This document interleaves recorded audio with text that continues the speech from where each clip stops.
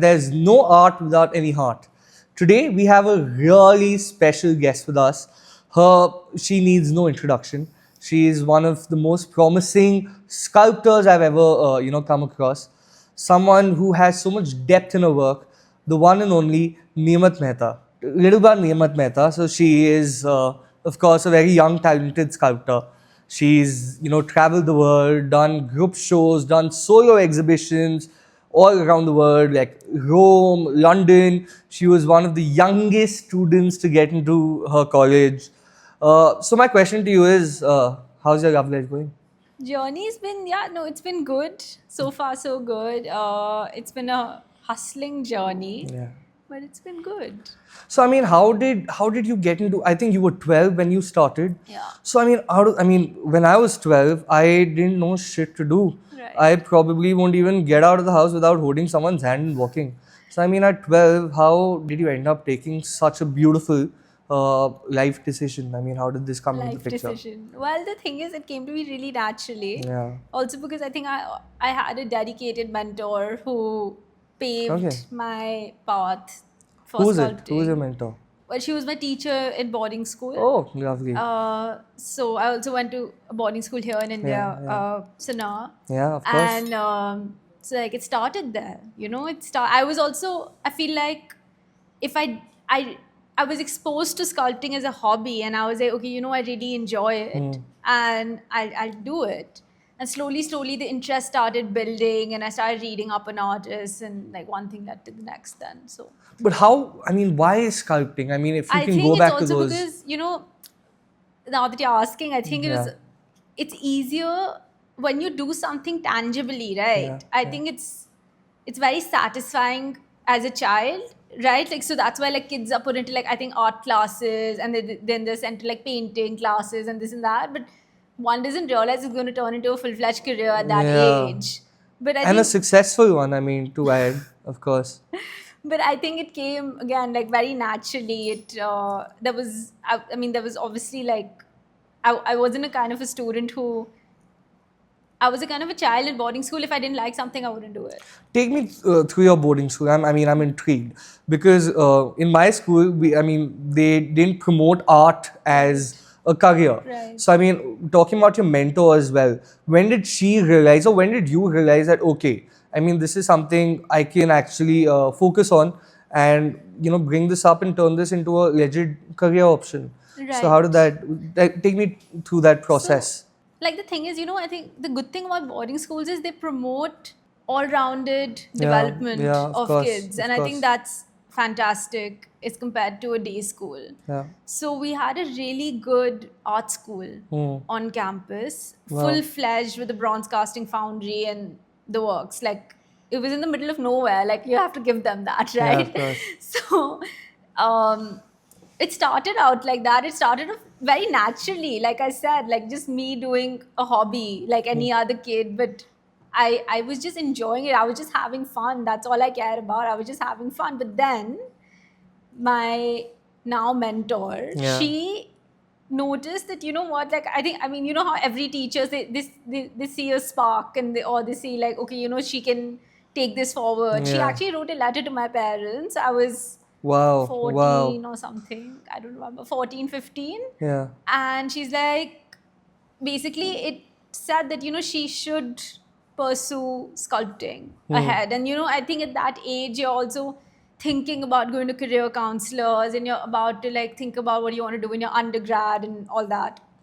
My family took it really seriously, and they were beyond supportive about it. So that's when at 16, I did an apprenticeship under an artist in Florence in itself called Wow. Jason Arkles. Yes, of And course. he's a friend, he's a mentor, he's a teacher. He's like, he's like, He's a if big I, name in the art industry for all the people who don't know. I mean, yeah, yeah, of course. he works and lives in Florence, and he is the only American who has his works up in Europe publicly. So, including like the St. Mark's Church in Florence, he has his beautiful sculpture Yeah, of course, of course. on the facade of it. It's really nice. So I went and I was an apprentice to him for a while, and then that gave me the taste of what a sculptor is like, Yeah. at that age. And I was like, oh, I really like this. it was hard, but at that age, again, like, you're 16 years old.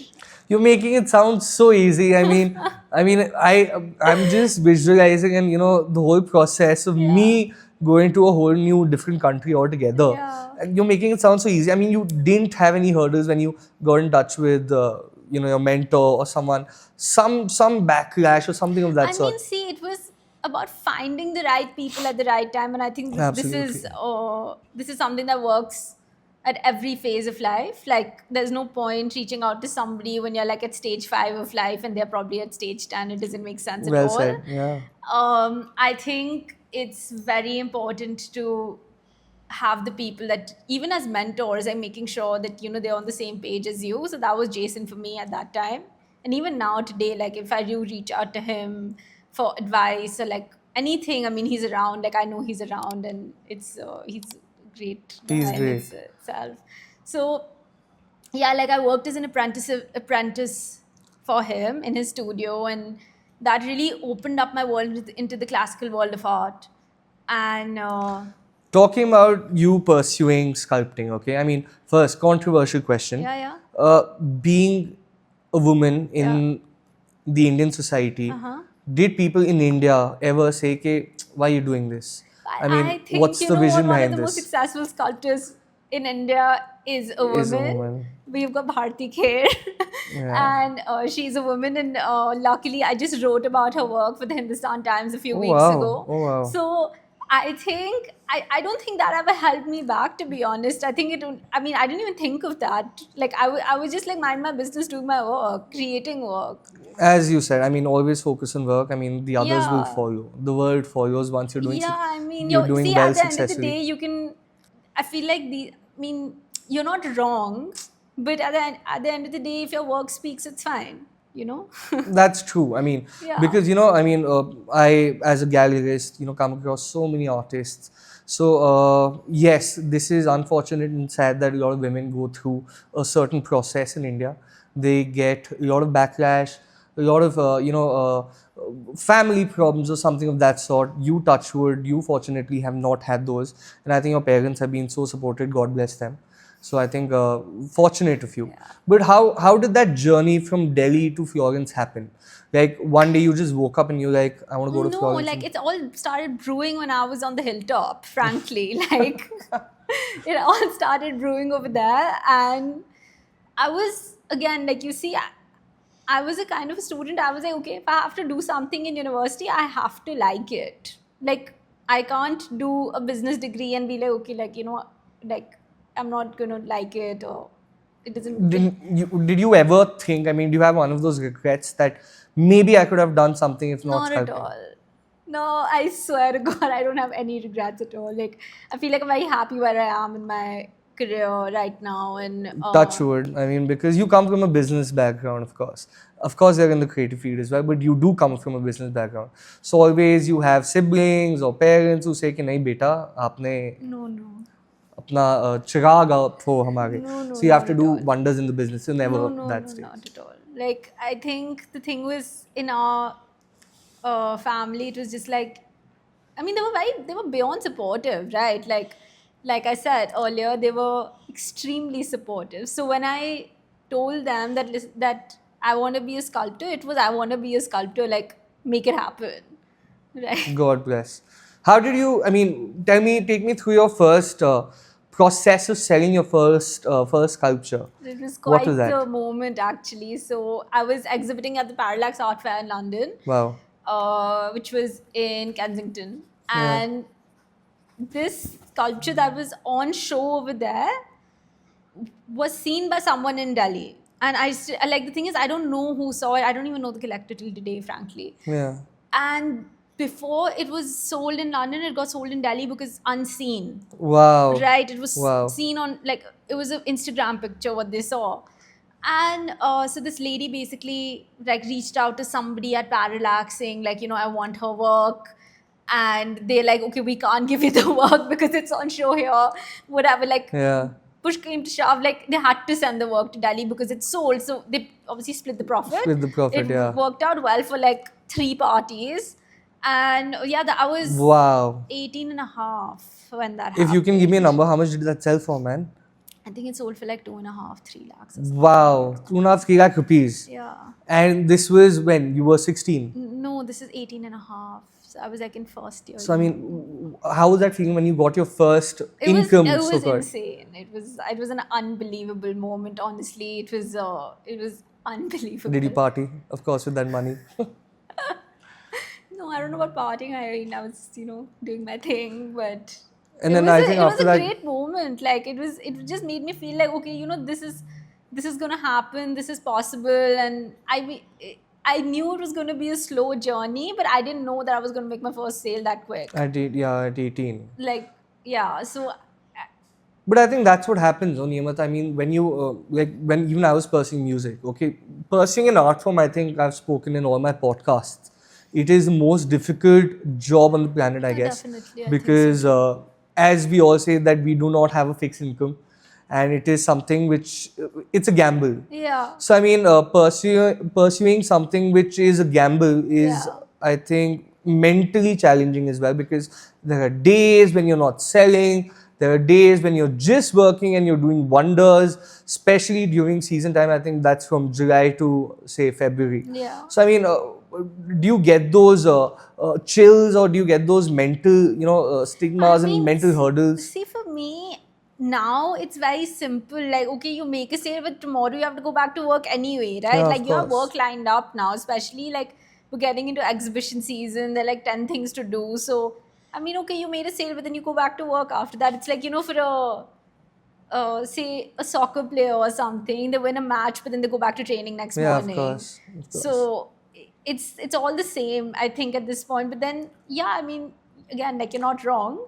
We do go through phases of like quieter periods and stuff. But then those couple of weeks, we're just creating work. Yeah. And that flies because, okay, you've created a series of work, but it has to be seen. So you're like, and It has to be sold. it I has mean, to be seen and sold, correct? Yeah. But you have to send it to the right galleries to be sold. You have to like choose which gallery is going to take which work, and XYZ. So that takes time. But I think you've never had a struggle of pursuing a gallery, or a gallery pursuing you. I think you've been blessed with that as well. You had one of the best galleries in London who've been after your work, Yeah. and they've been chasing you, and you don't give them your work, which is No, so I've been working with good galleries, yeah. So like the London Art Exchange, Radiate Gallery in London, of course. So like I've been really, really lucky to work with them. Also, like one of the youngest artists to be working with them. You've done a podcast with London Art Yeah. Exchange as well. You've seen that They're my one. competition. Yeah. Kidding. Yeah. So no, I've been really lucky because it's nice to be seen in a different part of the world and having collectors on a global scale. Have you ever faced any racism there? No. I mean, of No. course, racism being there. No, So have I you ever- understand what you're saying, but luckily not. So far not. Touch wood. I think that's one of the best But things. I also think, we, as much as there is a lot of racism and stuff in the art world, people are fairly like educated, and people are nice. At least to the artists. Like, I mean, I'm talking about like collected to artists, even the galleries. It is to a artists. respectable, It's yeah. a very respectable environment. I mean, even if I walk into a gallery today and I'm not represented by them, but I say, okay, listen, I want to show you my work, they won't say no. They would open their doors for you. Yeah, and it's a very open environment. How is it? I mean, is it fine? Compare it to Delhi, because you've Even been working in here. Delhi, for that matter. Oh, that's a controversial conversation. I mean, no, I came to you to Yeah, show, you- like, yeah, like, Yeah. I mean, a very good example was like, we started talking about my work, and I think it was a very easy way, very approachable. Unfiltered conversation, yeah. Yeah, and it was very approachable way to like show you my work and talking about like this Dubai stint that we've been discussing now. So, Yeah, so guys, Niyamat Mehta is going to be at our Dubai galleries, only exclusively with us, no one else. So I think you're going to be seeing her work pretty soon at Anya Art Dubai. Anyway, Yeah. off topic. So yeah, but yeah, the reason I was asking this was because I've seen, I've also explored international markets. So Yeah. of course we have galleries in Dubai, one in Boston. We were exploring London as well. But I saw a lot of difference. Yes, Yes. they open their doors for you, and Yeah. they're so welcoming. I think racism barely exists. They're more business oriented, of course, Yeah. compared to India over there, because a lot of people I think controversial opinion, the art industry in India is a very abused industry. And I can give my 2 cents on this, but that's another topic for another day. Why do I say abuse? Because a lot of people do not have knowledge about how the industry works. The reason why I was asking you for a comparison between London and Delhi, because over here people don't know how the industry works, how commercializing an artwork or a sculpture or any piece works compared to London. Over there, they give you the price you want. Right. So of course, you have you had those challenges here? Have you not I gotten don't a think price? so, because I was, again, like, in Delhi, I work with Arushi Arts, right? Yeah, of course, yeah. And again, like, it's a fantastic gallery, very old gallery, and the gallerist is, again, like, she's been in the art business for very long. She's doing wonders, yeah. Yeah, so even with her, it was a very open conversation, and it was very approachable, very, like, I mean, yeah, like, I had to explain her my work and Of stuff, which course. is part of the Fair. journey, and that you have to do with every gallerist. It's not just India or the UK or Dubai or wherever. Like, I think that's with everyone. You have to get yourself on the table, which is fine. And I started working with her, and it's been a while. I've been working with her, and the journey has been really nice so far. I mean, I have a solo coming up with her in Yeah. Bikaner House This in is September. the shout out time. I think you should, of course. In September, so Yeah. it's with her again. So she's a great person to work with. But has price been a very big factor when it comes to your sculptures in India, specifically, not Delhi? See, I'll tell you something, as an artist, right? Like, I'm more concerned with my work getting to the Yeah. right homes and the right places. Price, yes, it matters. That's- But I'm not running a factory. Like, I'm not pumping out 10 editions of these or like 30 editions of these. No, like maybe 5, 6. So for me, it's more important for my work to get to the right collectors, and maybe, and by right collectors, I don't mean the collector has to have a full-fledged art collection. I mean, if that happens, great. Well and but good, yeah. if it doesn't, that's also great. See, artists are going to move with two visions. Yeah. So, I mean, one of the visions is that, oh, I want to be a name in the market. Yeah. Everyone has that. Yeah. And of course, everyone wants to be a Hussain or a Raza or a Souza, Yeah. XYZ. And of course, the process is not easy. Yeah. Second vision which people have is, oh, I mean, of course I want to be a Raza, but in the process, I also need to feed my children. I need to Yeah. feed my family. I need to commercialize my art. Yeah. So, of course, these two factors go hand in hand. Yeah. So, I mean, and I personally feel, this is my opinion totally, that I think if you want to be a name in the market, irrespective of the price, irrespective of who you are, which background you come from, I think initially, in the initial 5, 7, 8 odd years, your artworks or your sculpture should be available or seen or visible in every Absolutely. household. No, absolutely. So I think price shouldn't even come into the picture. No, not really, because again, like I said, like, we are more concerned about getting our works to the hands of the right people. Yeah. And that can take any route. Yeah, that can, of course, take any route. So, Neemat, I mean, of course, I mean, you've had a beautiful journey. I love how you were talking about Florence versus Delhi. Talking about sculptures now, okay? I mean, you've done beautiful horses, you do figurative works, different mediums you've played around with. Take us through that. I mean, why a certain subject, and which is your favorite subject is what I want to ask. I mean, I think I get this question a lot, to be honest. And one of my favorites, I mean, it's, for me, the favorite is the latest one I'm working on, I guess. Yeah. So, like, I've been working on a really large series of horses and human portraits. So I think that's something I'm really going with right now. And why horses, answering that, is because I feel like there's something really beautiful about them, for starters, and also it's like a symbol of strength. They project strength. Yeah, they yes. project strength and positivity. And then portraits, because I trained in it, so that's one. And the second thing is that I feel like I can express myself the best when it comes to portraits, and one of them is like here.